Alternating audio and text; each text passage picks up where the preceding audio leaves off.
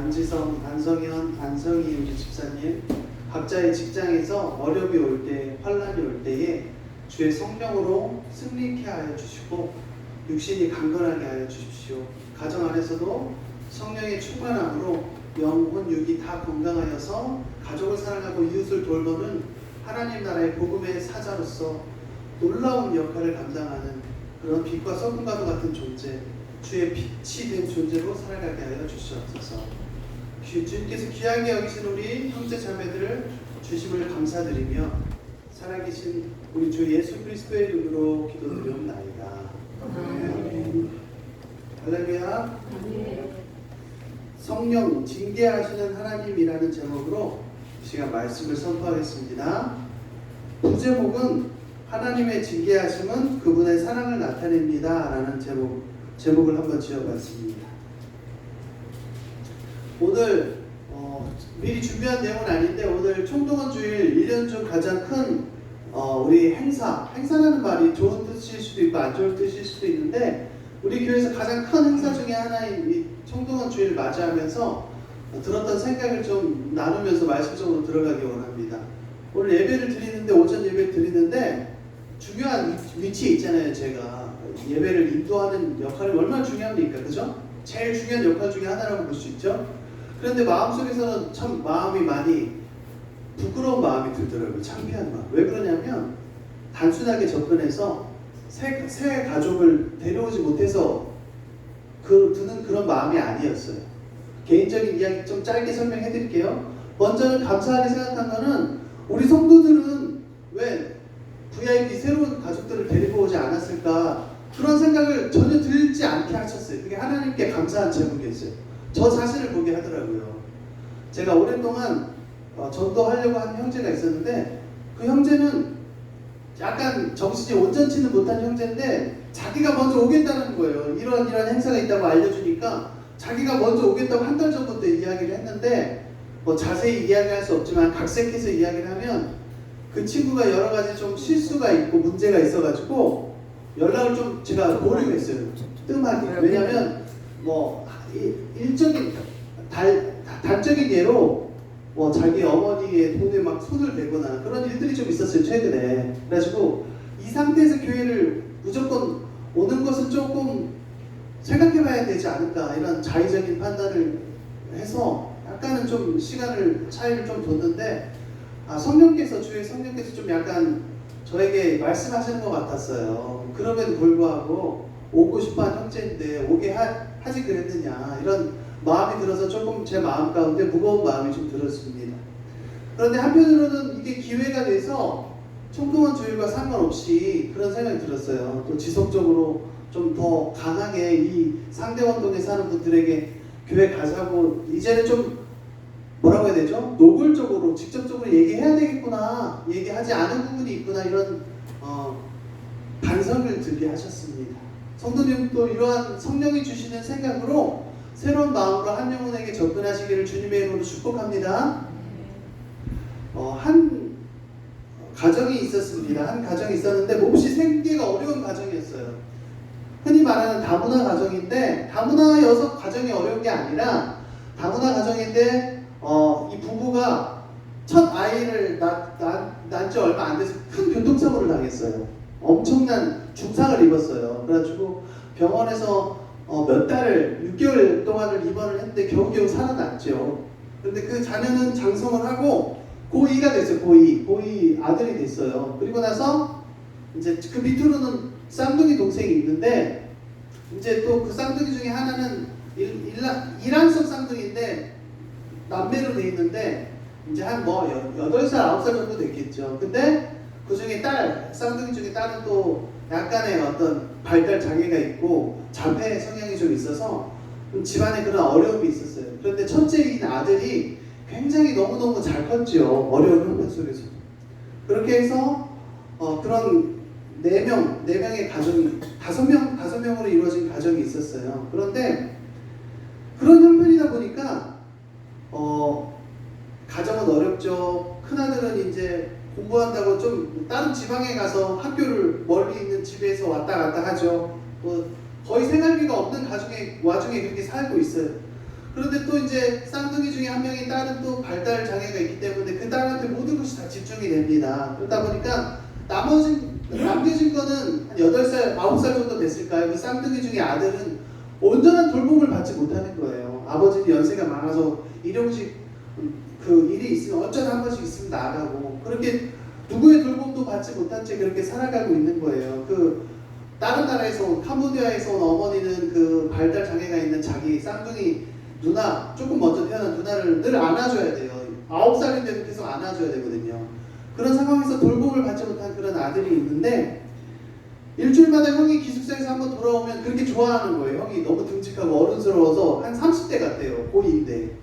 근데 어느 날은 이 형이 라면을 이렇게 먹으려고 하니까 그 남동생이 와서 자기도 같이 먹자는 거예요. 그래서 형이 끓여준 라면을 먹는데 그렇게 좋아하는 거예요. 그래서 평상시에 돌봄을 받지 못하다가 형은 모든 것을 다 자기를 예뻐해주고 모든 것을 다 들어주고 라면도 끓여주고 하니까 얼굴이 밝아지는 거죠. 이 동생이. 그러다가 형은 주말에도 쉬지도 못하고 하루 종일 아르바이트를 하는 거예요. 토요일, 주일 이 동안에. 그러다가 형이 이제 다시 기숙사로 돌아갈 때는 너무 아쉬운 거죠. 그래서 이 동생은 유일하게 자기를 예뻐하는 이 형을 그렇게 사랑하는 거예요. 형이 다시 돌아가면 너무 아쉽고. 사랑하는 성도 여러분, 신앙생활도 마찬가지입니다. 어떤 어려운 가정 이야기를 잠깐 해드렸는데요. 우리가 하나님을 왜 믿는 것이죠?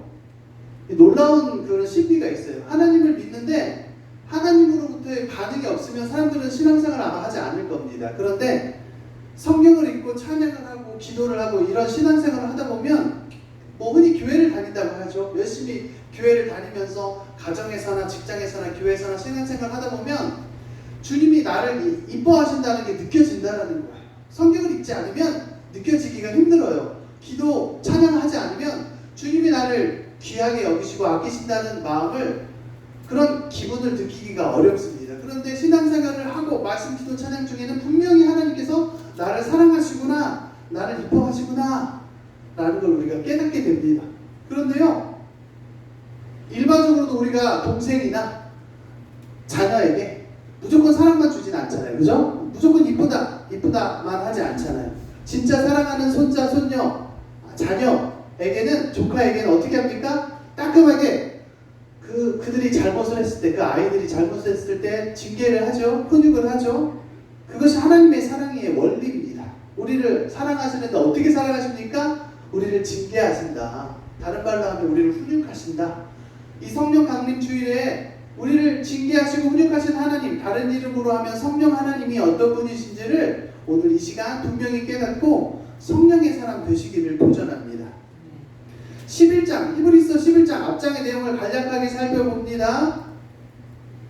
구약의 믿음의 조상들, 선진들이 장차 오실 메시아이신 예수님을 바라보면서 약속하신 하나님 나라를 향해서 고난을 인내하자. 그리고 그 고난을 인내하고 승리한 그 기록, 구원의 기록, 구속사에 있어서의 승리의 기록, 믿음의 기록이 바로 11장입니다.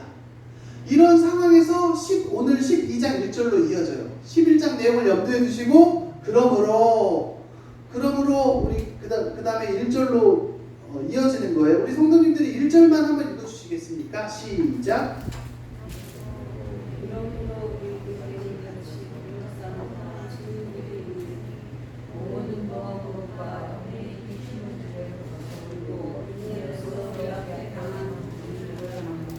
예, 감사합니다. 12장 1절부터 13절까지 내용, 12장의 반토막, 앞에 반절 부분은, 절반 부분은 주께서 주시는 징계라는 제목으로 기록되어 있어요.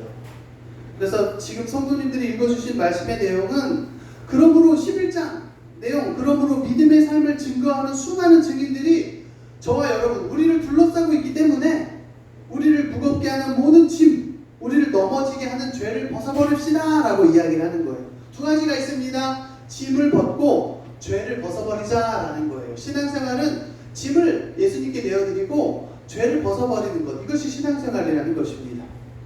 그리고 나서 어떻게 해야 됩니까? 하나님께서 우리에게 주신, 우리 앞에 놓으신 경주는 달리기잖아요. 뜀박질, 다른 말로 하면 경기 경기잖아요. 경기. 게임이라고도 하죠. 그런 경기를, 대회를, 게임을 인내로 달려가자라는 거예요. 신앙생활은 마라톤이라는 거예요. 100m 단거리가 아니라 장거리 마라톤이라는 거예요. 달려가기 시작하자. 지혜롭게 달려가자. 그러면서 2절은 이렇게 말씀합니다. 우리는 우리의 믿음을 시작하시고 완성하시는 승리자 예수님을 바라보며 이 일을 행한다라고 이야기해요. 믿음의 주요라는 것은 여기서 주는 주님이라는 주님, 주인이라는 주라는 뜻도 있지만 창시자예요. 창시자. 믿음이라는 것을 만들어내신 분이에요. 믿음의 시작은 예수님이에요. 예수님이 가장 먼저 이 세상이 지어지기도 전에 성부 하나님께 순종하지 않았습니까? 그래서 믿음이라는 것을 이 온 우주에 만들기 시작한 사람, 창조하신 분이 바로 예수님이라는 거예요. 예수님은 앞으로 올 기쁨을 위해서 십자가의 고난을 참으셨어요. 십자가를 인내하셨어요. 그러니까 오늘 12장의 주제 중에 하나는 징계도 있지만 인내함도 있다라는 거예요. 예수님이 기쁨을 위해서, 주님 주실 기쁨을 위해서 십자가를 참으셨듯이 우리도 인내하자라는 거예요. 이제 예수님은 하나님의 보좌 우편에 그 영광의 자리에 앉아 계신다라는 것이죠. 지금 오늘 12장에서는 성령이라는 글자가 명확하게 나오지는 않아요. 그런데 성령이 어떤 역사를 하는지 제가 오늘 성도님들께 도전을 드리고 성경을 통해서 교훈하자는 것이지요. 오늘 제가 오랜만에 이 사회석에 앉아서 예배를 인도하면서 설교를 듣다 보니까 오전 예배 가운데 그런 것을 깨달았어요. 담임 목사님께서 말씀을 증거하셨는데 가장 많이 표현하신 것 중에 하나가 이거였어요. 다윗과 다니엘을 이야기하면서 성경에 이렇게 기록되어 있습니다 라는 거예요. 그러니까 우리 신앙생활은 무엇이에요?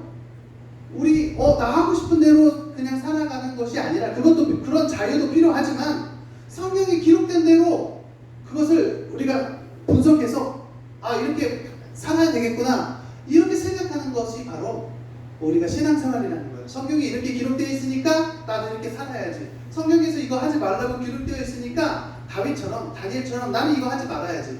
이것이 바로 신앙생활이라는 거예요. 근데 그 일을 누가 시켜요? 누가 알려줘요? 누가 지시해요? 성령이 하신다는 거예요. 성령이 없으면 신앙생활 자체가 불가능하다는 것입니다.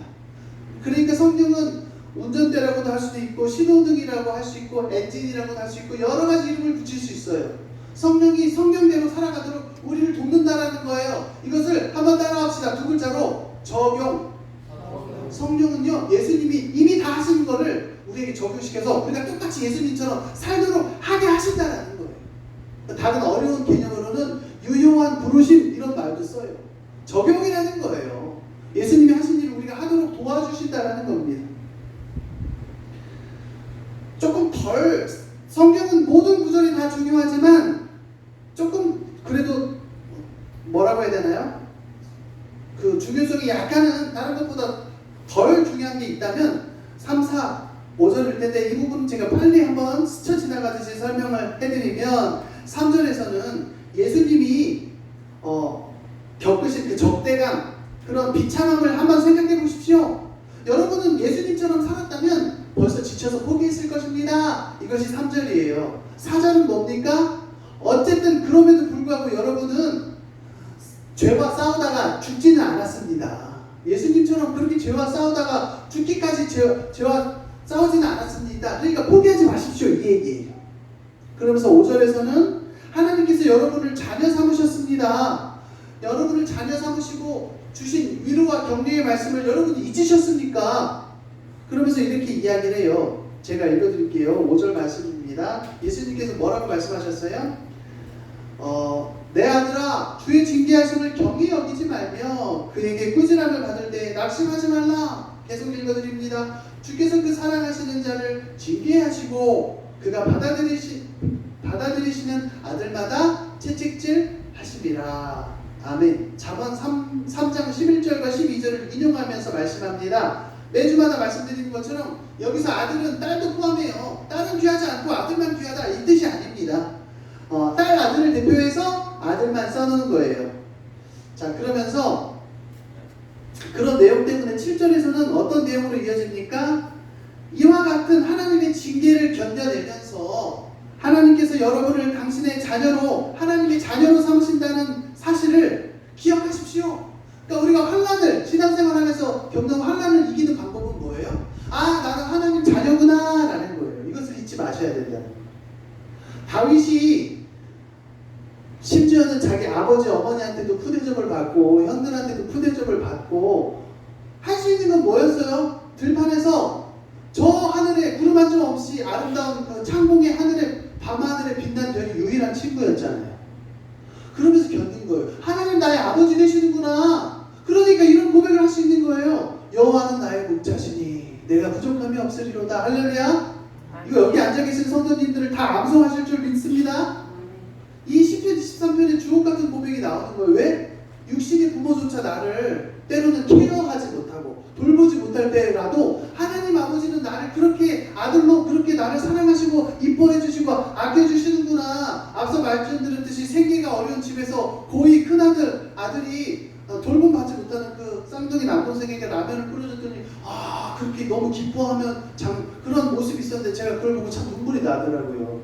그런 것처럼 하나님께서는 우리를 그렇게 사랑하시고 이뻐하신다는 거예요. 다윗, 목동 다윗의 삶을 보듯이. 다시 정리해드립니다. 우리가 살아가면서 어려울 때, 먹고 사는 일로 어렵든지 성도 간의 관계로 어렵든지 가족 간의 관계로 어렵든 직장에서의 어렵든 그럴 때마다 나는 하나님의 자녀다라는 것을 우리가 기억한다면 우리가 그것을 이길 수 있다는 것입니다. 8절에서 말씀합니다. 우리 성도님들 8절과 9절 한번 읽어주시겠습니까? 시작.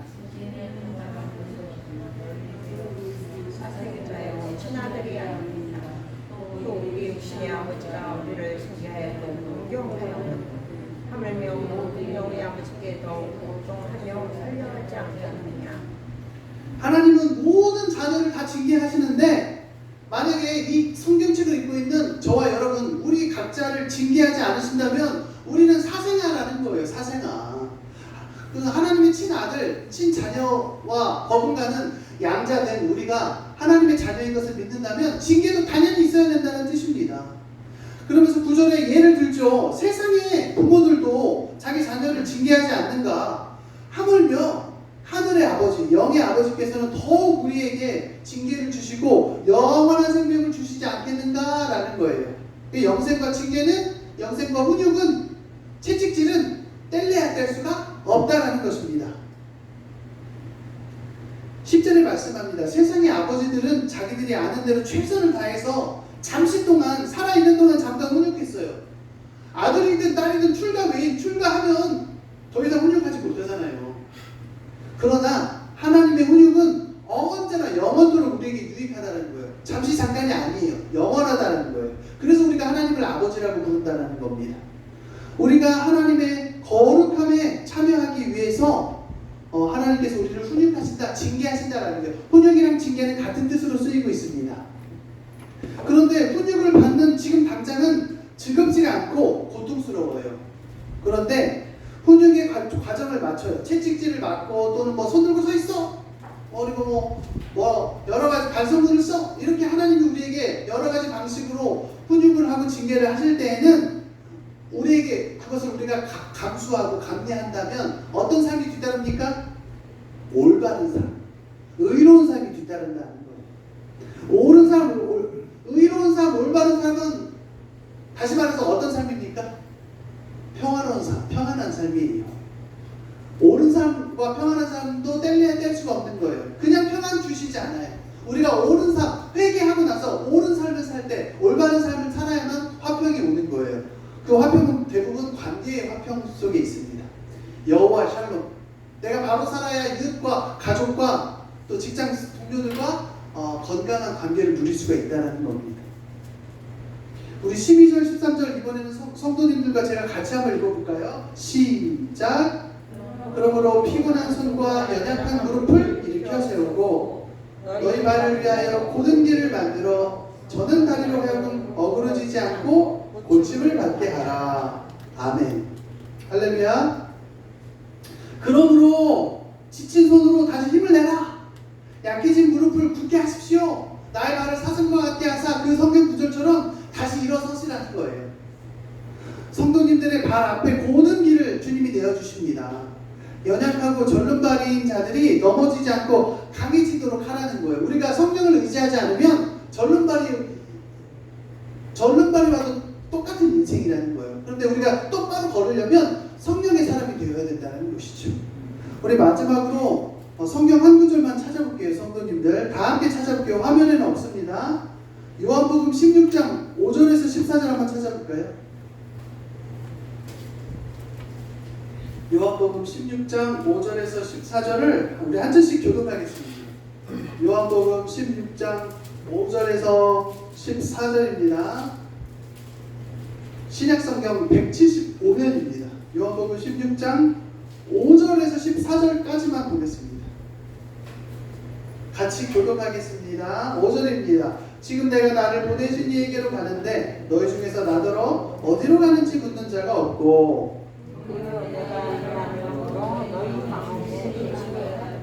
그러나 내가 너희에게 실상을 말하노니 내가 떠나가는 것이 너희에게 유익이라. 내가 떠나가지 아니하면 보혜사가 너희에게로 오시지 아니할 것이요 가면 내가 그를 너희에게로 보내리니 그가 와서 죄에 대하여 의에 대하여 심판에 대하여 세상을 책망하시리라. 죄에 대하여라 하면 그들이 나를 믿지 아니하니요 의에 대하여는 내가 아버지께로 갔더니 너희가 다시 나를 보지 못하니요. 심판에 대하여라 하면 이 세상 임금이 심판을 받았습니다. 내가 아직도 너희에게 이르는 것이 많으니 지금은 너희가 감당하지 못하리라. 그러나 진리의 성령이 오시면 그가 너희를 모든 진리 가운데로 인도하시리니 그가 스스로 말하지 않고 오직 들은 것을 말하며 장래의 일을 너희에게 알리시리라. 그가 내 영광을 나타내리니 내 것을 가지고 너희에게 알리시겠습니다. 아멘. 감사합니다. 우리 성도님들. 그러니까 우리 성도님들이 지금 읽어주신 말씀의 내용을 간단하게 한번 살펴보면 성령 강림이라는 게 뭐예요? 성령이 위에서 내려오셨다, 이 땅으로 내려오셨다, 하나님 보좌에서.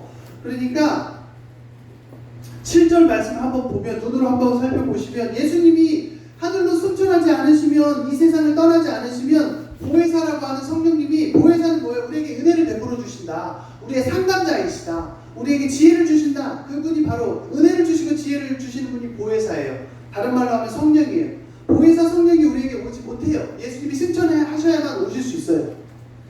그리고 또 이런 뜻이 있어요. 내가 떠나면 내가 그를 너희에게 보내겠다. 예수님이 승천하셔야만 성령님을 우리에게 보내신다고 약속하시잖아요. 성자 예수님께서.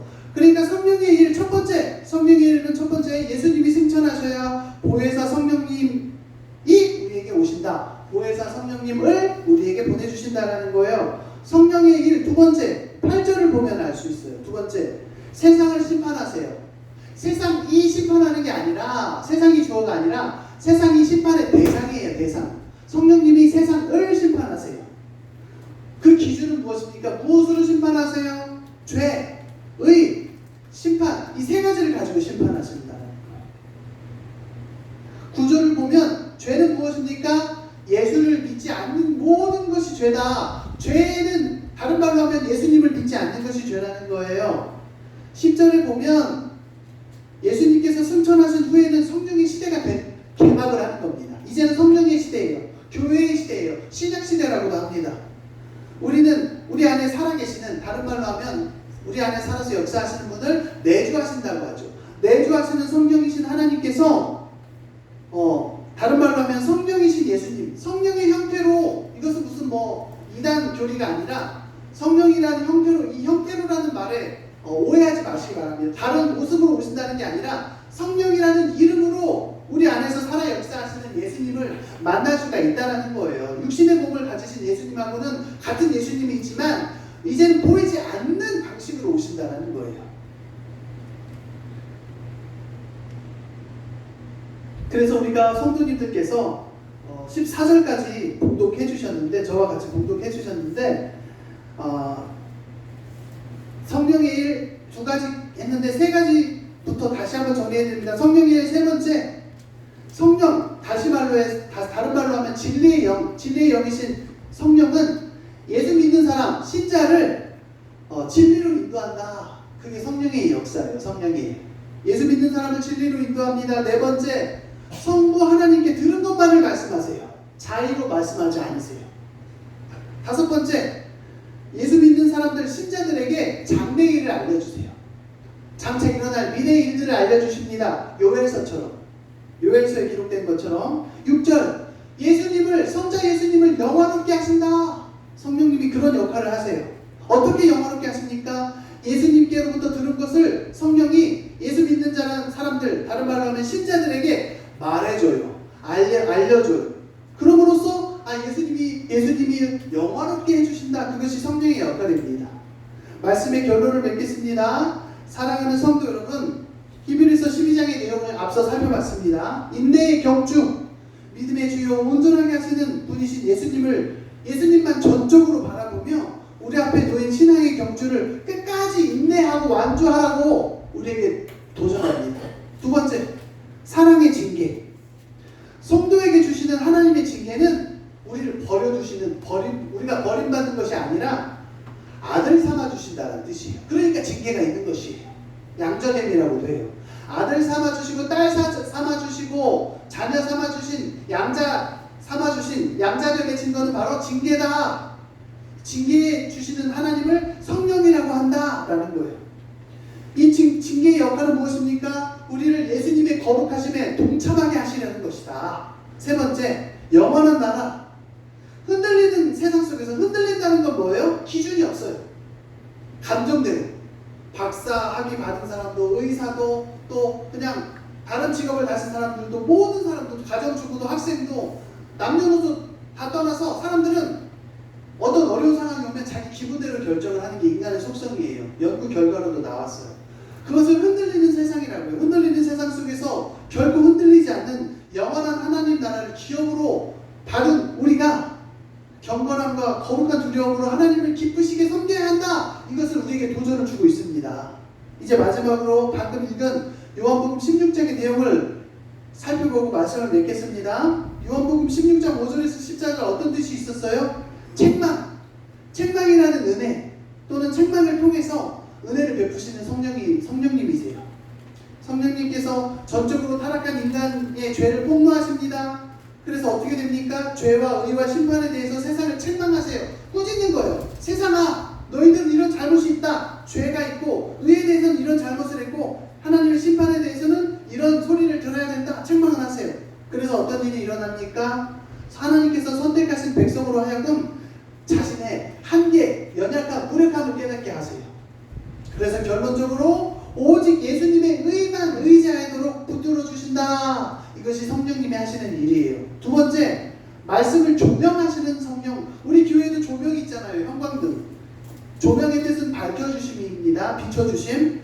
진리의 영이신 성령님은 스스로 말씀하지 않고 오직 예수 그리스도께서 성취하신, 완성하신 구속사역을 조명하시며 비춰주시며, 예수님이 하신 사역을 우리에게 비춰주세요. 그걸 적용이라고 합니다. 성도를 지식의 보물창고인 기록된 말씀인 성경 가운데, 성경 속에서 우리 하나님의 말씀을 통해서 우리에게 신앙생활의 바른 지적, 목적지를 인도하세요. 우리를 인도하시는 목적지는 뭐예요? 예수님을 영화롭게 하시는 거예요. 그러니까 성령님은 우리를 인도하심으로써 예수님을 영화롭게 하신다는 거예요. 구원자인 어린 양 예수님을 영화롭게 하신다. 이것이 성령님의 역할입니다. 마지막, 이 요한복음 우리가 읽은 16장의 내용, 마지막, 적용하시는 성령. 주권적 심판과 다스림, 하나님의 심판과 다스림을 성령이 적용하시는 겁니다. 우리에게, 나에게. 세상의 헛된 신을, 사단, 마귀, 우상이라고도 하는 세상의 헛된 신을 심판하셨어요. 예수님께서. 그런 예수님의 승리를 성령님이 저와 여러분의 각자의 삶에 주권적으로 적용하시는 거예요. 주권적으로 들어오게 하셔요. 일하게 하세요. 일하게 하시는 것을 적용이라고 합니다. 그래서 그 결과 성도들이 하나님의 징계와 심판 속에서도 낙심하지 않고 참된 회개와 구원의 확신에 이르도록 우리를 이끌어 주신다는 거예요. 하나님으로부터 징계를 받고 회초리를 받아도 넘어지지 않고 더 하나님을 붙들게 만드는 역할을 성령님이 하신다는 겁니다. 오늘 성령 강림주일을 맞아서 성령 하나님께 전적으로 영혼과 몸을 맡겨드리심으로써 주님을 사랑하고 하나님을 경외하는 마음을 몸소 나타내시는 성도 여러분 되시기를 주님의 이름으로 축복합니다. 잠시 마음을 가다듬고 약간 적으실 거 있는 분들은 잠깐 적고 그렇게 우리 기도할 준비를 잠깐 할 시간 잠깐 드리겠습니다. 이 시간 우리가 마음의 결실을 통해서 주님의 말씀을 열매 맺는 시간 되기 원합니다. 다 함께 집중하여 눈을 감고 기도할 텐데요. 제가 기도하겠습니다. 하나님 아버지, 하나님의 자녀된 우리가 주님의 징계를 가볍게 여기지 않고 그분이 주님이 우리를 바로 잡아주실 때 낙심하지 않게 하소서. 성령 하나님은 사랑하시는 자를, 당신이 사랑하시는 자를 징계하시며 자녀 삼으신 모든 자에게 채찍질 하신다는 사실을 우리가 잊지 않고 늘 우리 자신을, 우리 각자의 영혼을 주님 당신의 손에 맡겨드림으로써 순금과 같이, 정금과 같이 연단받기를 갈망하고 소원합니다. 우리가 성령의 징계에 순종하고 주님의 훈육, 주님의 채찍질을 달게 받아들임으로써 성삼위 하나님의 거룩함에 동참하게 하여 주시옵소서. 예수 그리스도의 이름으로 기도드리옵나이다. 아멘.